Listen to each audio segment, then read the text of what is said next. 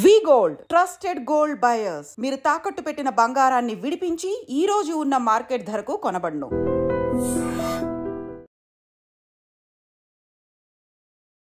శ్రీ గరుడ అయోధ్య మందిర్ చూస్తున్నారుగా, విశాఖ అందాల సాగర తీరం.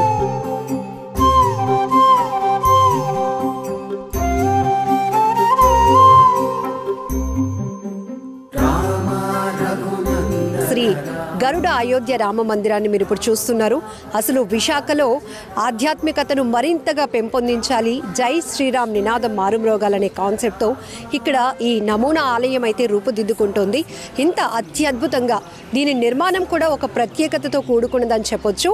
5 ఇంజనీర్స్, 15 మంది ఆర్కిటెక్చర్స్, 325 మంది సిబ్బంది ఏకదాటిగా నిర్విరామంగా చేతి పనితో రూపుదిద్దుకుంటున్నటువంటి ఈ ఆలయం గురించి మరిన్ని వివరాలు అడిగి తెలుసుకుందాం.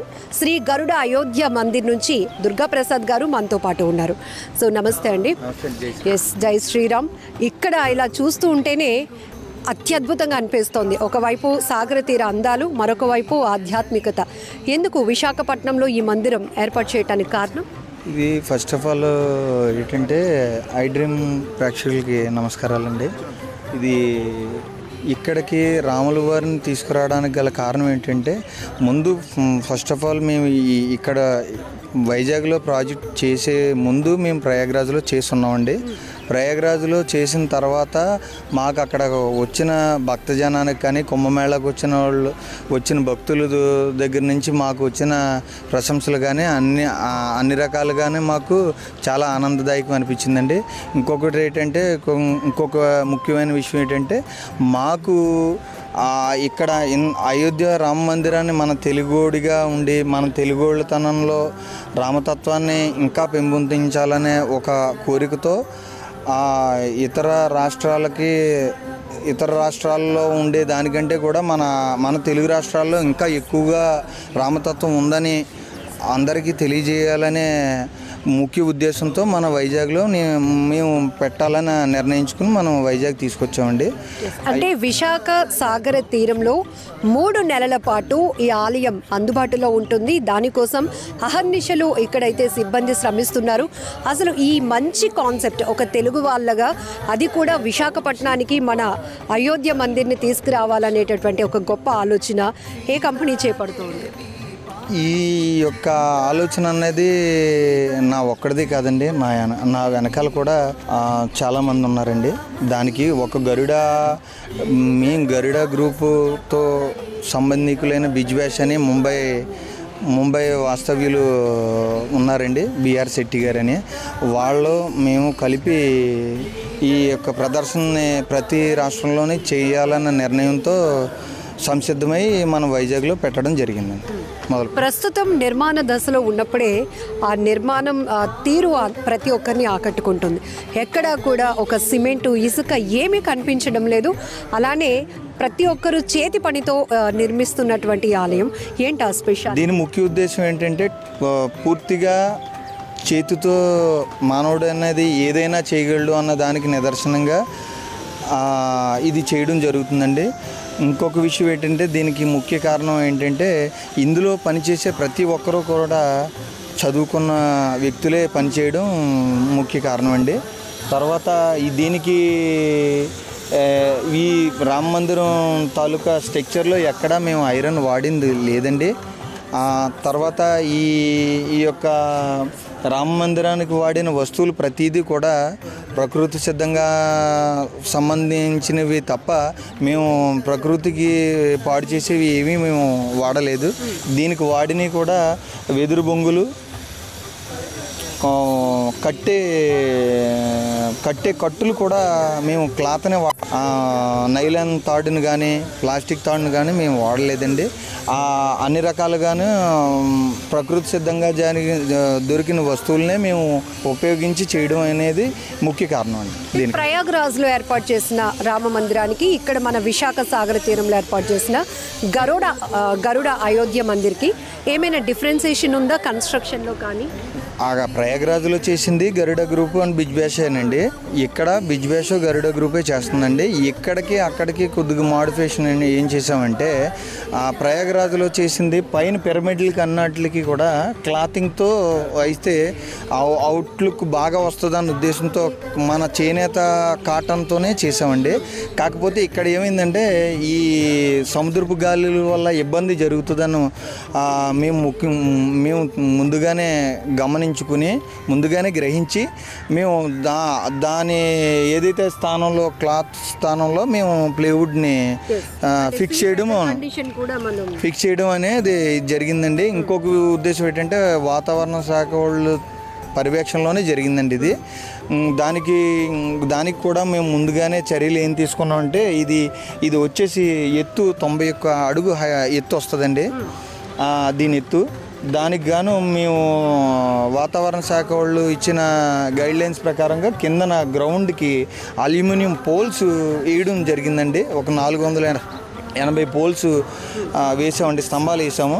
ఎందుకంటే స్ట్రక్చర్ బేస్మెంట్ కదలకూడదన్న ఉద్దేశంతో, ఎటువంటి ఇబ్బందులు జరగకూడదన్న ఉద్దేశంతో అన్ని రకాలుగానే ముందుగానే మేము చర్యలు తీసుకోవడం జరిగిందండి. ప్రస్తుతానికైతే మందిరం నిర్మాణం అయితే నిర్మాణ దశలో ఉంది. ఇక ఎదురుగుంట చూస్తే ఆహ్లాదకరమైన అలలు, మంచి గాలి సౌండ్ వినపడుతోంది. ఇంత ప్రకృతి రమణీయత మధ్య ఏర్పాటు చేస్తున్నటువంటి గరుడ అయోధ్య మందిరానికి సంబంధించి ఇంకో ప్రత్యేకత, అత్యద్భుతం కూడా మరొక 3-4 రోజుల్లో ఆవిష్కృతం కాబోతోంది. అదేంటంటే రామబాణంకి సంబంధించినటువంటి విగ్రహం ఏర్పాటు. రామబాణం అన్నది విగ్రహం ఇంకా తయారీలో ఉందండి. అది ఎంత త్వరగా అయితే అంత త్వరగా మనం తెచ్చి ఆ రామతత్వాన్ని, రామబాణం తాలూకా దాని యొక్క ప్రభావానికి, రాముడు తాలూకా ఆ బాణ ఆవిష్కరణ ప్రాముఖ్యత తెలియపరచడానికి గురించి ఆ విగ్రహం ఇక్కడ ప్రతిష్టాపన పెడదామనే ఉద్దేశంతో మేము చేస్తామండి. ఇది ప్రయాగరాజ్లో పెట్టలేదండి. సో పర్టికులర్గా ప్లేస్ గురించి కూడా మనం ఈ ఎన్విరాన్మెంట్ కూడా ఇంత అత్యద్భుతంగా ఎంతమంది భక్తులు వచ్చినా కూడా హ్యాపీగా ఈ ఎన్విరాన్మెంట్ని ఎంజాయ్ చేయాలి, మరొక వైపు రామ భక్తిని తమ గుండెల్లో నింపుకోవాలనేది పెద్ద కాన్సెప్ట్. సో ఎంత ప్రెమిసెస్లో ఈ కన్స్ట్రక్షన్ అవుతుంది? ఇది ముఖ్య కారణం.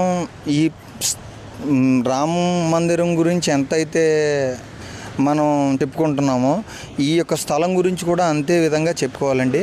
ఎందుకంటే ఈ యొక్క స్థలాన్ని ఒక పెద్ద వ్యక్తి అయిన, ప్రముఖ వ్యాపారవేత్త అయిన ఏటీ రాయుడు గారు, కీర్తిశేషులైన ఏటీ రాయుడు గారు వాళ్ళ తనయుడు అవినాష్ గారు మనకి ఈ రాములు వారి మీద ఉన్న అతని భక్తిభావంతో మాకు ఇవ్వడం జరిగిందండి. ఇది రామ మందిరం గురించి ఇవ్వడం వల్ల వాళ్ళ లాన్ అవనే వాళ్ళ ప్లేస్మెంట్ చాలా ఇబ్బంది అయింది. కానీ అవన్నీ కూడా అతను సహించి మాకు రామ మందిరం పెట్టడానికి మాకు పూర్తి సహకారం అవినాష్ గారు అందివ్వడం జరిగిందండి. దానికైతే మట్టుకు మాకు చాలా ఆనందదాయకం అండి. మనకి ఇంత ప్రదర్శన జరగడానికి ఈ పనివారు ఎంతైతే కష్టపడుతున్నారో వాళ్ళందరినీ గుర్తించి ముందుగానే ఈ గుడిని పెట్టడం వల్ల ఎంత భక్త జనం వస్తారన్న దానికి గాను ఈ చుట్టూ కూడా వచ్చిన వాళ్ళు వెళ్ళడానికి ఎటువంటి ఇబ్బంది లేకుండా ఆ అవినాష్ గారు ముందు జాగ్రత్తగా ముందు చర్యలు తీసుకుని వాళ్ళకి మాకు అంత సహకారం అందించారండి ప్లేస్ పరంగా అయితే. సో ప్రయాగ్రాజ్ తర్వాత ప్రజల కోరిక అండ్ మీ యొక్క అభిప్రాయం, ఆలోచన మన విశాఖలో ఏర్పాటు చేయాలని కారణం అండి. ప్రయాగ్రాజ్లో జరిగిన తర్వాత మన తెలుగు వాళ్ళు అన్నది ఇప్పుడు బయట ఇతర రాష్ట్రాలే జై శ్రీరామ్ అని అంటుంటే, మన తెలుగు రాష్ట్రాల్లో ఉన్న ప్రతి గ్రామాల్లోనే రామాలయం లేని ఊరంటూ ఎక్కడ ఉండదు మనకి. ఇప్పుడు ఏమి గుడి ఉంటే గుడి ఆ ఒక్క రోజుకే రామ అనే అటువైపు ఉన్న రాష్ట్రాల్లో ప్రతిరోజు రామ ఉదయం లేవగానే జై శ్రీరామ్ అనే నినాదంతో మనం మొదలైన వాళ్ళు మనం ఇంకా ఇదితో ఆధ్యాత్మికంగా ఉంటాం కాబట్టి అది మనకు అందించాలన్న కోరికతో మనం ఇక్కడ పెట్టడం జరిగిందండి. సో ఇది ఎలా హెల్ప్ అవుతుందంటారు? అంటే ఇంకాస్త యువతలో కూడా ఒక ఇన్స్పిరేషన్గా మారటం, అలాగే రామనామస్మరణ ప్రతి ఒక్క తెలుగు వాళ్ళ నుంచి వినిపించాలి, అది కూడా విశాఖ సాగర తీర అలల హోరును దాటి నామస్మరణ కోసం మీరు ఆలోచిస్తున్నటువంటి గొప్ప నిర్ణయం ఇది. సో మీరు ఎందుకు అంత పర్టికులర్గా రాముడి పట్ల అంత కనెక్టింగ్తో ఉన్నారు? ఏం లేదండి, ప్రతి శ్రీరామనవమికి మా ఊరిలో పల్లకి మోయడం అండి. పల్లకి మోయడం అంటే ఒక వరం. ఇప్పుడు అంతమంది కుర్రోళ్ళలోనే మనం పల్లకి నాకు ఇవ్వండి అని పల్లకి పట్టుకుని మనం తిరిగి వెళ్ళాం. అలాంటిది రాములు వారు నాకు ఈ భాగ్యాన్ని ఇప్పుడు మన ఇండియా మొత్తం మీద ఎవరికి దక్కంది అక్కడ మోదీ గారు రామ మందిరం కట్టించి అంత పేరు ప్రఖ్యాతులు మన ఇండియాకి తీసుకొచ్చారండి మోదీ గారు. అలాంటి అంత పెద్ద వ్యక్తికి దక్కిన గౌరవం చిన్న ఉడతా భక్తిగా నేను ఈ రామ మందిరాన్ని ఇక్కడ పెట్టడం నేను దానికి నిదర్శనంగా తీసుకున్నానండి, అంతేని. సో శ్రీ గరుడ అయోధ్య రామ మందిరం గురించి ఇన్ని విశేషాలు తెలుసుకున్న తర్వాత ఇంతకీ ఎప్పుడు ప్రారంభం కాబోతోంది, మేము ఎప్పుడు రావాలి అనేది కదా మీ డౌట్. సో ఎప్పుడు ప్రారంభం కాబోతోంది? ఇప్పుడు దాకా మేము కూడా సందిగ్ధంలో ఉన్నామండి. ఇప్పుడు మనం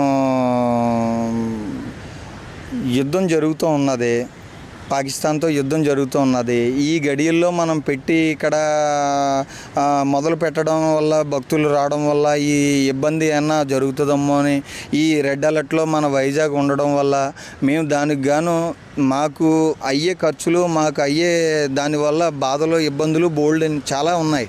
కానీ మన దేశం గురించి మన దేశ రక్షణ గురించి మన దేశ పౌరుడిగా ఉండి మన దేశ ప్రజల గురించి మేము కూడా మా వంతుగా మేము కూడా ఆలోచించాలన్న ఉద్దేశంతో మేము ఈ ఏదైతే ప్రారంభోత్సవం అనే దానికి మేము పూర్తిగా మన గవర్నమెంట్కి మన అన్ని రకాలుగానే మనం కూడా దోహదం చెయ్యాలని దాని గురించి మేము కొద్దిగా ప్రారంభోత్సవాన్ని కొద్దిగా లేట్ చేయడం జరుగుతుందండి. So thank you so much అండి దుర్గాప్రసాద్ గారు. జై శ్రీరామ్. సో ఇంత ఇన్ఫర్మేషన్ చూసిన తర్వాత ప్రతి ఒక్కరిలో రామనామం ఉప్పొంగుతోంది కదా, ఖచ్చితంగా చెప్పుకోవచ్చు. వివిధ రాష్ట్రాల వాళ్ళే జై శ్రీరామ్ నినాదాలు చేస్తుంటే మన తెలుగు వాళ్ళం ఖచ్చితంగా మన దేశాన్ని రక్షిస్తున్నటువంటి ఆ రామనామాన్ని స్మరించుకోవాల్సిన అవసరం ఖచ్చితంగా ఉంది. అందుకే విశాఖలో తెలుగు వారి కోసం, తెలుగు ప్రజల కోసం, తెలుగు భక్తుల కోసం ఇక్కడ శ్రీ గరుడ అయోధ్య మందిరాన్ని ఏర్పాటు చేస్తున్నాం. ప్రస్తుతం పాక్ భారత్ మధ్య నెలకొన్నటువంటి పరిస్థితుల నేపథ్యంలో ప్రారంభ తేదీని కాస్త వాయిదా వేస్తున్నాం. ఎందుకంటే వచ్చిన ప్రతి భక్తులు కూడా ఆధ్యాత్మికమైనటువంటి వాతావరణంలో, ఆహ్లాదకరమైన వాతావరణంలో ఈ మందిరాన్ని దర్శించుకొని వెళ్ళాలి అనేదే దీని ద్వారా సనాతన ధర్మాన్ని మరింత ఎఫెక్టివ్గా ముందుకు తీసుకువెళ్లాలనే ఉద్దేశంతో ఈ ప్రాజెక్ట్స్ జరుగుతున్నాయి. కాబట్టి ఖచ్చితంగా ప్రజలు కూడా సహకరించాలి. అలాగే iDream ఛానల్ ద్వారా కూడా ప్రారంభ తేదీ ఎప్పుడు అనేది కూడా తెలపడం జరుగుతోంది. జై శ్రీరామ్.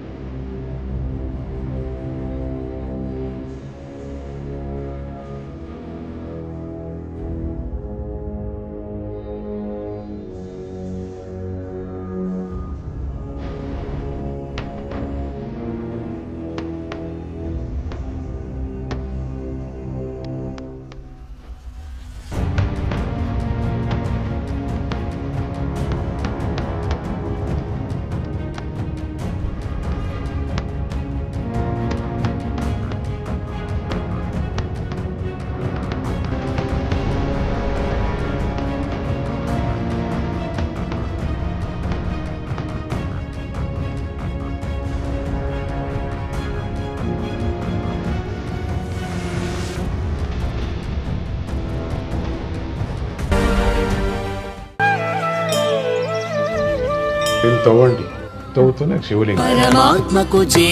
సరే దాన్ని అట్లా కప్పేసేయండి, చూపించదండి. మూర్తి పూజ కాదు, సాక్షాత్ బ్రజేంద్ర నందన భగవాన్ ఉన్నారు మూర్తిలో. ఏమీ ఆశించకుండా ఆరాధించే వాళ్ళు కూడా ఉన్నారా ప్రభుజీ? నిజమైన భక్తి అంటే మనకు తెలియదు కాబట్టి